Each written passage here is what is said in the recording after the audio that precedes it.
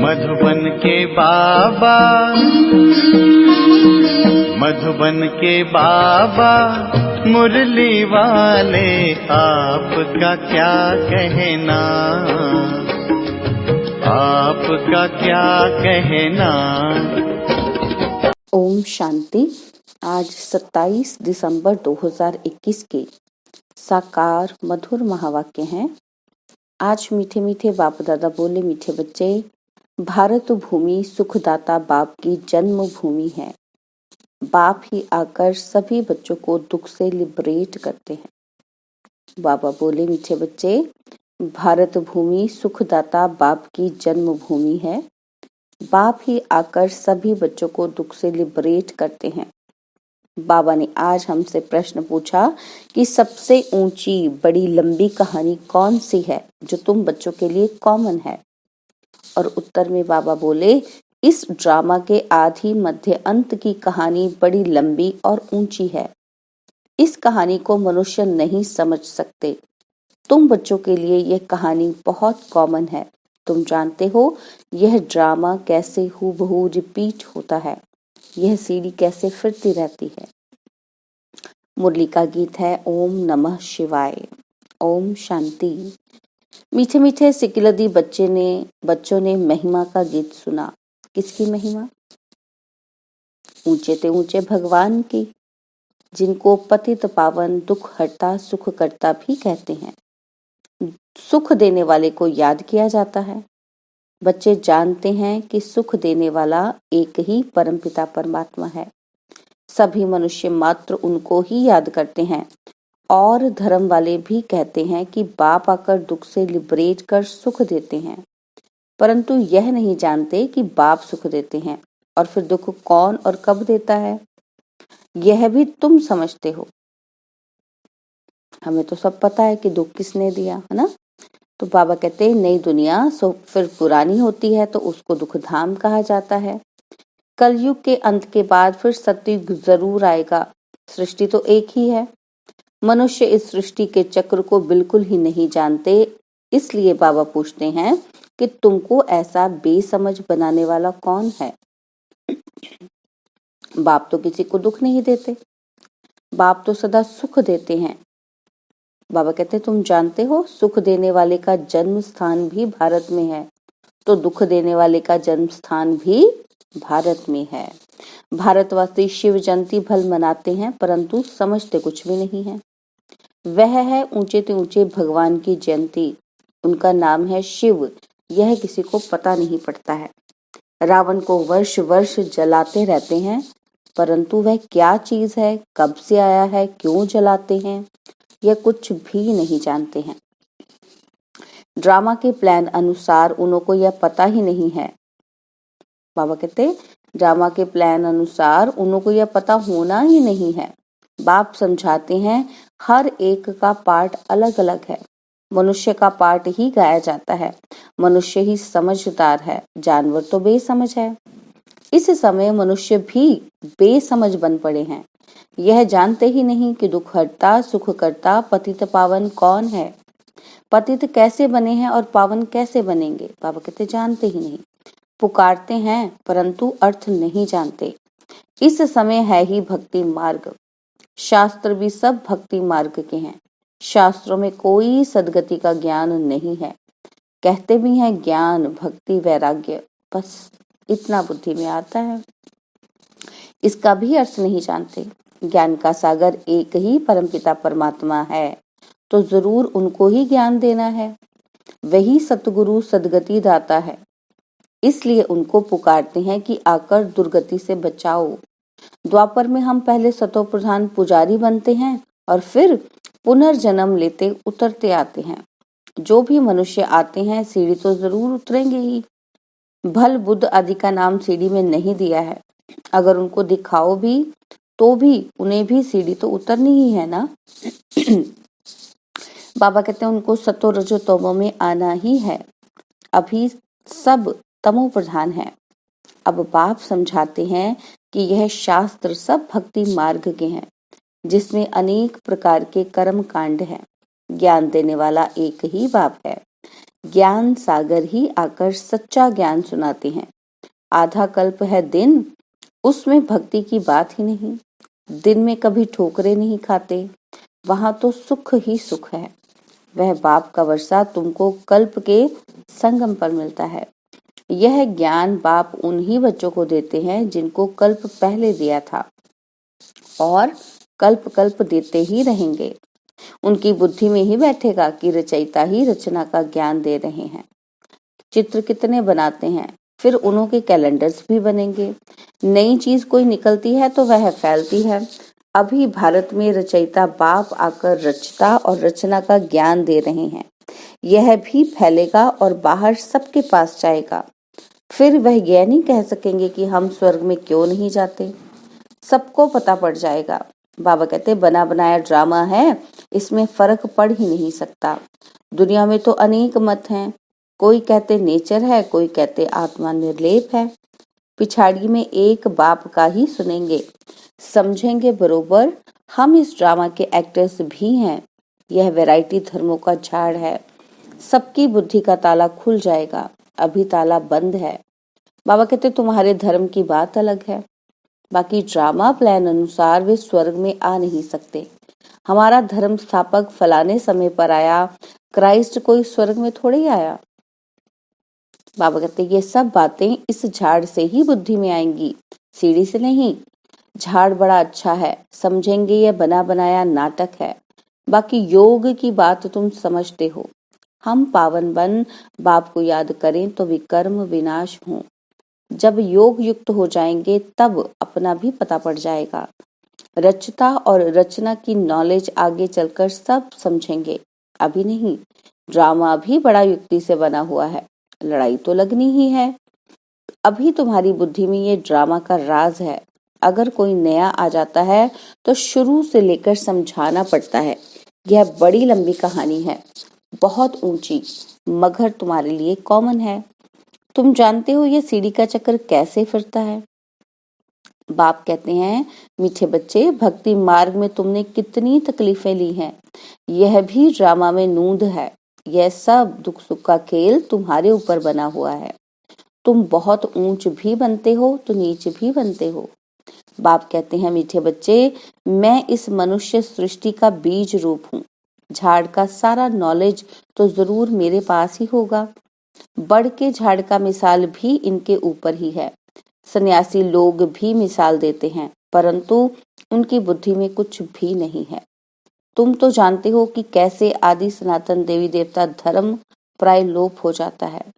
अभी वह फाउंडेशन है नहीं, बाकी सारा झाड़ खड़ा है। सभी धर्म है, बाकी एक धर्म नहीं है। बड़ का झाड़ भी देखो कैसे खड़ा है। बाबा कहते थुर है ही नहीं, फिर भी झाड़ सदैव हरा भरा है। और दूसरे झाड़ फाउंडेशन बिगड़ सूख जाते हैं, क्योंकि थुर बिगर पानी कैसे मिले। परंतु वह बड़ का झाड़ सारा ताजा खड़ा है। यह वंडर है ना। वैसे ही इस झाड़ में भी देवी देवता धर्म है नहीं, अपने को समझते ही नहीं है। देवता धर्म के बदले हिंदू कह दिया है। जब से रावण राज्य शुरू हुआ है तो देवी देवता कहलाने लायक नहीं रहे हैं। बाबा कहते तो उन्होंने नाम बदल हिंदू रख दिया है। देवताओं के सिर्फ जड़ चित्र निशानी जाकर रही है, जिससे समझते हैं कि स्वर्ग में उनका राज्य था, परंतु वह स्वर्ग कब था ये कोई जानते ही नहीं। सत्य की आयु बहुत लंबी चौड़ी कर दी है। जो पास्ट हो गया है वह फिर अपने समय पर ही रिपीट होगा। वही फीचर्स अभी थोड़े ही हो सकते हैं, वह फिर स्वर्ग में ही होंगे। यह ज्ञान तुम ही समझते हो, बाकी वह सब भक्ति करते करते पतित बनते रहते हैं। पावन दुनिया थी, तुमको बाप बैठ समझाते हैं, कहते भी हैं कि आप जानी जाननहार हैं। बाप कहते हैं मैं कोई एक एक के दिल को थोड़ी बैठ जानूंगा। कोई कहते हैं बाबा आप तो सब कुछ जानते हो। हम विकार में जाते हैं, आप सब जानते होंगे। बाप कहते हैं मैं सारा दिन बैठ यह जानता हूँ क्या, मैं तो आया हूँ पतितों को पावन बनाने। बाबा कहते तुम जानते हो कि हम बाबा से सुख का वर्षा ले रहे हैं, बाकी सब वापस मुक्ति धाम में चले जाएंगे। कैसे जाएंगे?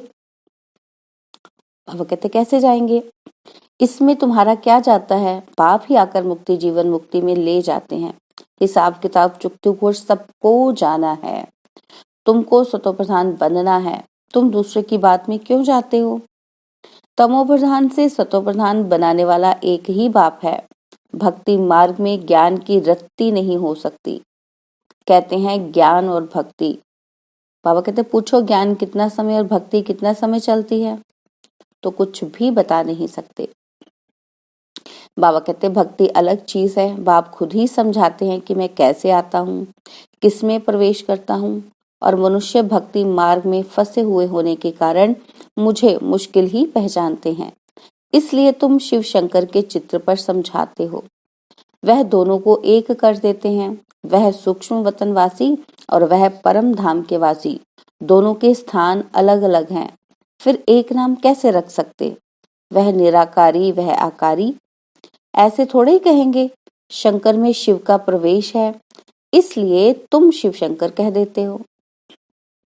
बाप समझाते हैं मैं तो इस ब्रह्मा में प्रवेश करता हूँ। तुमको यह किसने बताया कि शिव शंकर एक है? शंकर को तो कोई भी गॉडफादर नहीं कहते। उनको तो गले में सांप डाल शक्ल ही कैसे बना दी है, और फिर बैल पर सवारी दिखाते हैं। बाबा कहते शंकर को भगवान तो बिल्कुल ही नहीं मानेंगे। एक शिव बाबा ही भक्ति में सबकी मनोकामना पूर्ण करते हैं। शंकर के लिए तो सिर्फ कहते हैं कि आंख खोली तो विनाश हो गया। बाकी सूक्ष्म वतन में कोई बैल, सर्प आदि थोड़ी होते हैं। वह तो पैदाइश यहाँ की है। कितने पत्थर बुद्धि बन गए हैं, यह भी समझते नहीं कि हम पतित हैं। बाप कहते हैं मैं इन साधुओं का भी उद्धार करने आया हूँ। साधना की जाती है कुछ प्राप्ति के लिए, तो साधु लोग फिर अपने को शिव व भगवान कैसे कहला सकते हैं? शिव को तो साधना करने की दरकार ही नहीं है। उनका तो नाम ही है सन्यासी। भगवान को कभी सन्यास करना पड़ता है क्या? बाबा कहते बताओ। सन्यास धारण करने वाले को गेरू वस्त्र धारण करने पड़ते हैं। भगवान को भी यह वेश धारण करना पड़ता है क्या? बाबा कहते वह तो है ही पतित पावन। कहते हैं मैं इन वेशधारियों का भी उद्धार करता हूँ। बाबा तो इनका भी उद्धार करता है। ड्रामा अनुसार हर एक का अपना अपना पार्ट बजाते हैं। बाबा कहते हर अपना अपना पार्ट बजाते हैं। भक्ति मार्ग में मनुष्य जो कुछ करते हैं समझते नहीं हैं। शास्त्रों से किसी की सदगति नहीं होती। सदगति होती ही है एक सत्य बाप से। ड्रामा अनुसार यह शास्त्र भी जरूरी है। गीता में क्या क्या लिखा है, गीता किसने सुनाई, ये वह भी कोई जानते नहीं है। तुमको मुख्य जोर देना है गीता पर। गीता ही सर्वशास्त्र में शिरोमणि है।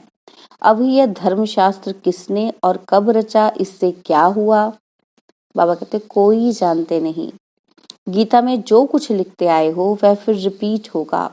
हम उनको अच्छा व बुरा कुछ नहीं कहते हैं, परंतु समझते हैं यह भक्ति मार्ग की सामग्री है जिससे मनुष्य उतरते जाते हैं। 84 जन्म उतरते, बाबा कहते 84 जन्म पूरे लेते लेते उतरती कला में तो आना ही है। जब सब अपना अपना पार्ट बजाने आ जाते हैं तब अंत में बाप आते हैं सबको ले जाने के लिए। इसलिए उनको कहा जाता है पतित पावन, सर्व का सदगति दाता। वह जब आते हैं तब ही आकर रचता और रचना के आदि मध्य अंत का ज्ञान सुनाते हैं। अब बाप बैठ पढ़ाते हैं, यह भी माया घड़ी घड़ी भुला देती है। नहीं तो भगवान हमको पढ़ाकर विश्व का मालिक बनाते हैं तो कितनी खुशी होनी चाहिए। बाबा कहते सतयुग में ये ज्ञान नहीं होगा और फिर भक्ति मार्ग में वही भक्ति के शास्त्र होंगे। 2500 वर्ष यह पाठ बजाना ही है। यह चक्र का ज्ञान तुम्हारी बुद्धि में है। वो लोग तो ना पतित पावन को जानते, ना पावन से पतित कौन बनाते यह जानते हैं। सिर्फ खिलौने बनाकर खेलते रहते हैं, समझते कुछ भी नहीं। तुमको कहेंगे तुम भी भारतवासी हो, तुम फिर कैसे कह सकते हो कि सिर्फ भारतवासी कुछ नहीं समझते, बेसमझ हैं।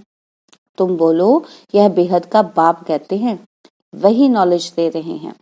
हम उन द्वारा समझदार बने हैं। प्रदर्शनी में बहुत लोग आते हैं, कहते हैं ये ज्ञान बहुत अच्छा है। बाहर गए खलास, क्योंकि वह सब है रावण के मुरीद। बाबा कहते तुम अब बने हो राम के मुरीद। तुम बच्चों की बुद्धि में है कि हमको रचता बाप समझा रहे हैं, पतित से पावन बना रहे हैं। बाप हमारा कल्याण करते हैं, हमको फिर औरों का कल्याण करना है। जितना बहुतों का कल्याण करेंगे तो ऊंच पद पाएंगे। यह है रूहानी सेवा। रूहों को ही समझाना होता है, समझती भी रूह है। आधा कल्प तुम देह अभिमानी बनते हो। बाबा कहते देही अभिमानी बनने से आधा कल्प सुख और देह अभिमानी बनने से आधा कल्प दुख। कितना फर्क है। तुम जब विश्व के मालिक थे तो कोई धर्म नहीं था। अभी कितने मनुष्य हैं। अभी तुम हो संगम पर। अच्छा, मीठे मीठे सिकिलदे बच्चों प्रति माता पिता बाप दादा का याद प्यार और गुड मॉर्निंग। रूहानी बाप की रूहानी बच्चों को नमस्ते। हम रूहानी बच्चों की रूहानी बाप दादाजी को दिलवा जान सिकवा प्रेम से नमस्ते। ओम शांति। प्यारे बाबा, मीठे बाबा, मेरे बाबा, शुक्रिया बाबा, शुक्रिया बाबा, शुक्रिया बाबा। धारणा के लिए मुख्य सार है। पहला पॉइंट है, याद के बल से सब हिसाब किताब चुकतू कर सतो प्रधान बन वापस घर चलना है। दूसरी किसी भी बातों में नहीं जाना है। सेकंड पॉइंट है, भगवान हमको पढ़ाकर विश्व का मालिक बनाते हैं, इसी खुशी में रहना है, रूहानी सेवा करनी है। और आज मुरली में बाबा ने हमें वरदान दिया कि साधारणता द्वारा महानता को प्रसिद्ध करने वाले सिंपल और सैंपल भव। साधारणता द्वारा महानता को प्रसिद्ध करने वाले सिंपल और सैंपल भाव। जैसे कोई सिंपल चीज अगर स्वच्छ होती है तो अपनी तरफ आकर्षित जरूर करती है। ऐसे मनसा के संकल्पों में, संबंध में, व्यवहार में, रहन सहन में जो सिंपल और स्वच्छ रहते हैं वह सैंपल बन सर्व को अपनी तरफ आकर्षित करते हैं। सिंपल अर्थात साधारण। साधारणता से ही महानता प्रसिद्ध होती है। जो साधारण अर्थात सिंपल नहीं वह प्रॉब्लम रूप बन जाते हैं। स्लोगन है, दिल से कहो मेरा बाबा तो माया की बेहोशी से बंद आंखें खुल जाएंगी। स्लोगन, दिल से कहो मेरा बाबा तो माया की बेहोशी से बंद आंखें खुल जाएंगी। ओम शांति। और अब यह एक बहुत अच्छी वीडियो भी जरूर देखें।